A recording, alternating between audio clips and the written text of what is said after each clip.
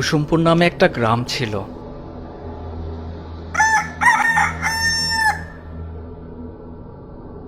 সেই গ্রামের বাসাবাড়িতে প্রায় সবাই হাঁস মুরগি পালন করত। সবার দিন ভালোই যাচ্ছিল, কিন্তু পরে এক ডাইনির অত্যাচারে সবাই অতিষ্ঠ হয়ে গিয়েছিল।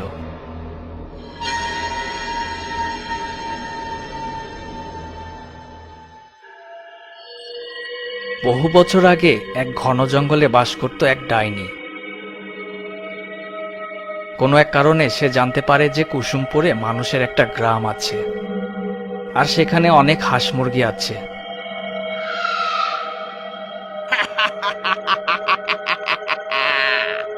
গভীর রাতে সেই ডাইনিটা গ্রামের উদ্দেশ্যে রওনা দিল। হে হে হে হে হে, এই জঙ্গলে পশু পাখি খেয়ে খেয়ে মুখটা কেমন জানি পানসে হয়ে গেছে। এবার ওই মানুষের গ্রামে যে জঙ্গলের পাশে বাস করব, আর ধরে ধরে প্রতি রাতে হাঁস মুরগি খাবো। যেতে যেতে পথে পূর্ণিমা রাতে ডাইনি এসেছিল গগনে। দেখা হয়েছিল হাঁস মুরগির সাথে, কি জানি কি মহালগনে। হেই হেই, যেতে যেতে পথে পূর্ণিমা রাতে ডাইনি এসেছিল গগনে।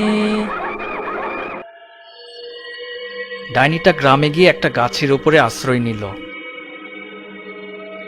ঘরের বাইরে কোথাও কোনো মানুষ নেই, ওরা তো আবার রাতে ঘুমায়। এবার ধরে ধরে হাঁস মুরগি খাবো। হঠাৎ ডাইনিটার নজর পড়ল রতন মিয়ার বাড়ির উপরে। ডাইনিটা সোজা রতন মিয়ার হাঁস মুরগির ঘরাতে চলে আসলো। ওরে, কতগুলা হাঁস মুরগি! এখান থেকে দু একটা ধরে জঙ্গলের ভিতরে যে চিবিয়ে খাবো। গাছের উপর খেতে মজা লাগবে না। ডাইনি দু তিনটা মুরগি নিয়ে সোজা জঙ্গলের দিকে পালালো।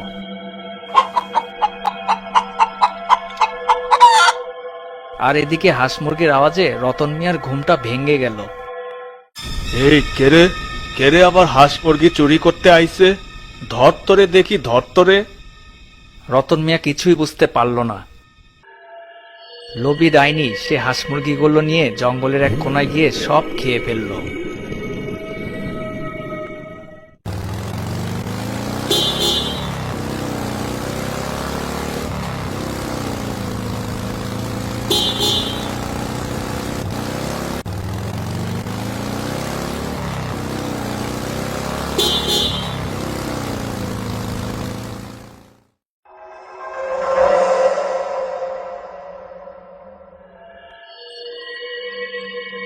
ভাই, আমি বলি কি, হাঁস মুরগিগুলো বাজারে বেচে দাও। চোর কিন্তু আবার আইসা চুরি করবে। হ্যাঁ, ঠিক বলেছিস। আজ দিনের বেলায় তোর কিছু কাজ আছে, সেগুলো সেরে রাতে রওনা দিস। শহরের বাজারে যেতে আবার অনেক সময় লাগবে।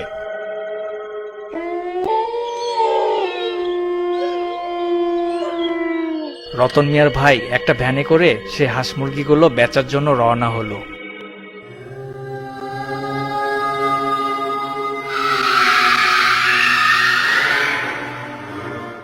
কেমন জানি প্রাণীদের গন্ধ পাচ্ছি, দেখি একটু ওদিকে যাই।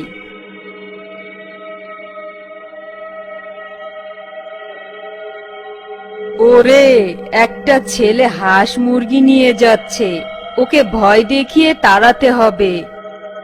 এ তো অন্ধকার পথে কেউ যায়। বড় ভাইও না কেমন জানি। দিনের বেলায় গেলে কি হতো, রাতেই বের হতে হলো।